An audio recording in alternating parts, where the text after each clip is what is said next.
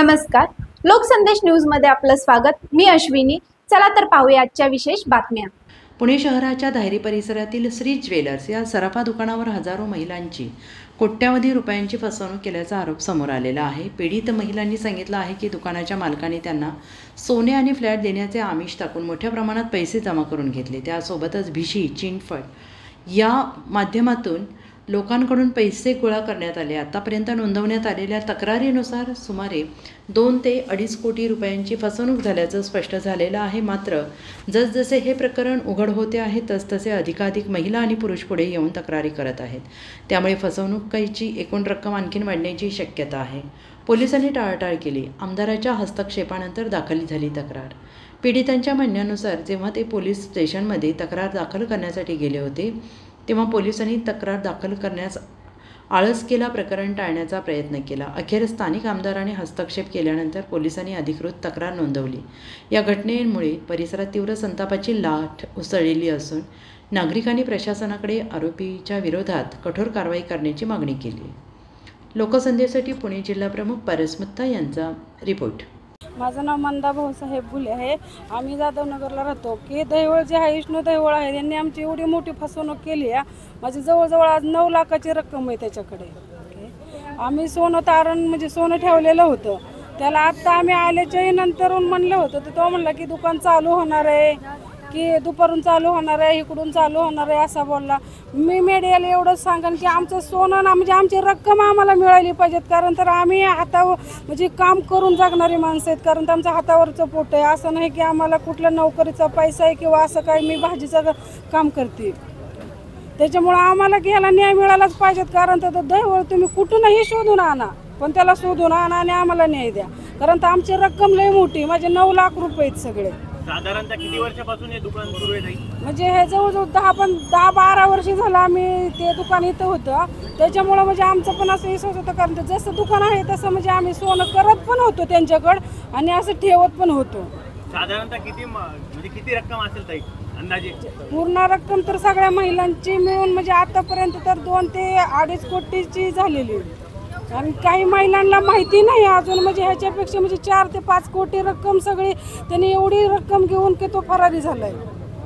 त्याच्यामुळे आम्हाला असं वाटतं की पोलिसांनी त्याचा शोध घेतला नाही किंवा पोलिसांपाशी तो अटक होता त्यावेळेस आणलं पण पोलिसांनी की असं आम्हाला इथं सांगितलं कोणालाच नाही की बाबा तुमचं सोनं आहे किंवा तुमच्या कोणाच्या भिशा आहेत हे असं काहीही केलेलं नाही आणि आत्ता पोलिस त्याच्यावरती काहीच बोलत नाही। तर आम्ही जर तिथे तक्रार द्यायला गेलो तर ते म्हणतात की तुम्ही कुणाला विचारून सोनं ठेवलं होतं किंवा तुम्ही कुणाला विचारून भिशी लावली होती।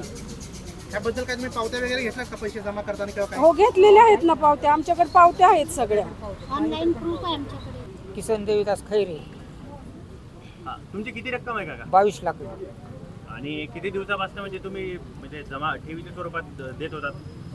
बऱ्याच दिवसापासून देत होतो आम्ही त्याला रक्कम। काय काम करता तुम्ही? आम्ही साफसफाईची कामं करतो। साफसफाई काम हा, करतो। सगळ्या घरच्यांनी मिळून तुम्ही पैसे जमा केले का? घरच्यांनीच जमा केलेले होते बीसी लावलेली होती देतो म्हणला आणि दिलं नाही त्यांनी। तुम्ही तुमची बायको पोरं? हा बायका पोरं ती बायका पोरं होती आमची त्यांनी दिलं नाही महागारी। आता काय मागणी आहे तुमची? आमचं पक्ष आम्हाला पैसे महागारी मिळावं त्यांनी काय महागारी रक्कम देऊन टाकावं आम्हाला। किती वर्ष झाले जमत होता पैसे? बऱ्याच जवळजवळ 22 वर्ष झालं आम्ही जमीन।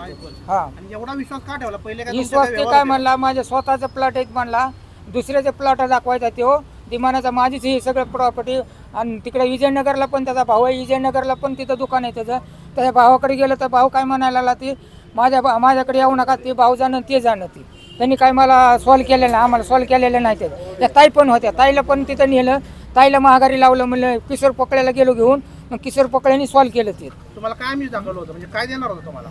आम्हाला फक्त म्हणलं होता गंठण देतो म्हणला आणि गंठण दिलं पण त्यांनी रक्कम दिली नाही महागारी माझी। फ्लॅटचं काय म्हणत होते तुम्ही? फ्लॅट पण देतो म्हणला होता? प्लॉट देतो म्हणला होता प्लॉट पण दिला नाही त्यांनी पैसे घेतला आणि ते गायब झाला। तो तक्रार दाखल केली का? तक्रार दाखल केली नांदेड सिटीला तक्रार दाखल केली पोलीस पण घ्यायला गेले पण किशोर पकडेला भाऊला गेलो घेऊन मग किशोर पकडे भाऊ आहेत ना त्यांनी सॉल्व केलं त्यांनी तिथे। रायकरमाळे येथील श्री ज्वेलर्स आहे यामध्ये काही लोकांना फसवण्यात आले काही कोटी रुपयाची फसवणूक आहे याबद्दल आपण काय म्हणता? लोकांची तक्रार दाखल केली आहे का? न्याय मिळाला आहे का? पोलिसांकडून काय वर्तणूक भेटली? आता एक सांगतो तुम्हाला की या ठिकाणी जो 1000 ते 1500 महिला ह्याला फसवणूक झालेली आहे 1000 ते 1500 महिलांची।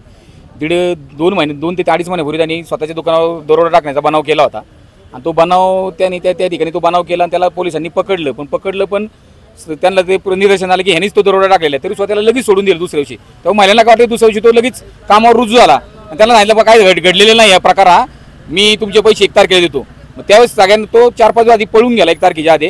त्यानंतर त्या ठिकाणी FIR करायला सगळ्या महिला गेल्या, त्यांना सांगितलं गुडवडी तर पोलीस चौकीला मिळाली की 4 दिवसांनी करू 5 दिवसांनी करू. पण त्यावेळेस मी त्या ठिकाणी गेलो आणि त्यांना विचारलं का 5 दिवसांनी FIR करायची, आता तुम्ही गुन्हा नोंद का करत नाहीयेत, का 5 दिवसांनी त्यांच्याकडे तुम्ही नोंद करायची. म्हणजे आमच्या वरिष्ठ अधिकाऱ्याला विचारायचं आहे हा गुन्हा दाखल करताना. मग आम्ही FIR पोलिसांना एकच मागणी आहे की 30-35 दिवस झाले आम्ही तुमच्याकडे न्याय मागतोय. आम्ही त्याला तुम्हाला सांगतो की पकडा, तुम्ही कुठल्याही प्रकारचं होतं पण या ठिकाणी आमचं पोलीस दल गेले, त्या ठिकाणी आमचं पोलीस दल गेले, कुठल्याही प्रकारचं तपास यंत्र नाही, फास्ट चालू नाहीये. 35 झालं तुम्हाला एक आरोपी सापडत नाहीये, आम्ही दात कुणाकडे मागायची. पोलीस प्रशासनाला एक विनंती आहे की त्या ठिकाणी तुम्ही याला लवकरात लवकर पकडून या ज्या महिला आहेत यांना जे फसवणूक झालेली आहे 1000-1500 महिला आहेत त्यांची फसवणूक झाली त्याच्याकरता त्याला अटक करणं पाहायला गेलं तर गरीबाला पण वाली राहिला नाही का? बरोबर.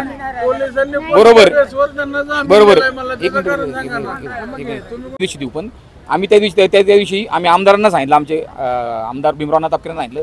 त्यांनी त्या ठिकाणी त्यांना फोन केला, त्यांना फोन करून सांगितलं की का तुम्ही यांची दखल का घेत नाहीत, FIR का घेत नाहीत. ते त्यांना घेतो त्यांची रत्तम झाली. नंतर आम्ही आमदारांच्या ऑफिसमधून बाहेर निघलेले आम्हाला फोन आले की तुमची FIR दर झालेली, म्हणजे 4 दिवसाची FIR एका दिवसात. मग तुमचं काय चाललंय? आणि आता 35 दिवस झाले. जसा हगवण्याच्या केसमध्ये चव्हाणांना जसं नेपाळवर आणलं होतं तेव्हा त्यांना तुम्ही फरार म्हणून घोषित केलं होतं, यांना अजून फरार पण घोषित केलं नाही. NPID दाखल करा आम्ही सांगितलं तेव्हा त्यांनी त्या ठिकाणी दाखल केलेला आहे. आता हा प्रश्न पावसाळी अधिवेशनामध्ये आमचे आमदार भीमराव तापकीर यांनी त्या ठिकाणी आपले गृहराज्यमंत्री योगीजी कदम यांना तो प्रश्न आता त्या ठिकाणी पावसाळी अधिवेशनात घेतलेला आहे. त्याचे पण आता तिकडनं काय होते का पाहतोय. पोलीस यंत्रणेवर आमचा पूर्ण विश्वास उडालेला आहे, कारण ह्या एवढ्या महिला त्यांना कळत नाही की या महिला रोजंदारीवर काम करतात. या ठिकाणी त्यांचा हातावरचं पोट आहे तरी सुद्धा त्यांना त्यांची दया येत नाही आहेत. 30-35 दिवस आम्ही ते एकच उत्तर मिळते आम्हाला, शोध चालू आहे, आमची टीम इकडे गेली, आमची टीम तिकडे गेली.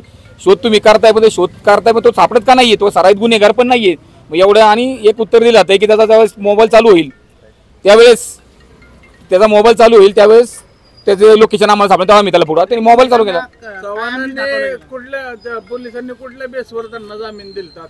आताच्या केसमध्ये पोलिसांनी कुठल्या बेसवर त्यांना जामीन दिलता? महिलांना कशा प्रकारे आम्ही दिला गेला? महिलांना कुठं सोनं तारण, त्यानंतर BC योजनेत तुम्हाला 10,000ची BC 12,000 देतो. त्यानंतर BC मध्ये दरवर्षाला गिफ्ट द्यायचा. त्यानं अशा आम्ही दाखवून त्यांनी 1000 ते 1,500 महिलांना फसवणूक केली. आणि याला कमीत कमी 2-2.5 अर्ज आहेत. आता या 2-2.5 अर्जामध्ये 2.5 कोटी रुपयेचा ऐवज त्या ठिकाणी आतापर्यंत FIR 2.5 कोटी रुपयापर्यंत झालेली आहे. आता बऱ्याच महिला जमले आहेत, बऱ्याच जणांनी FIR नोंदवलेली नाहीये. हा आकडा 3 ते 3.5 कोटी रुपयापर्यंत हा आकडा त्या ठिकाणी जाणार आहे.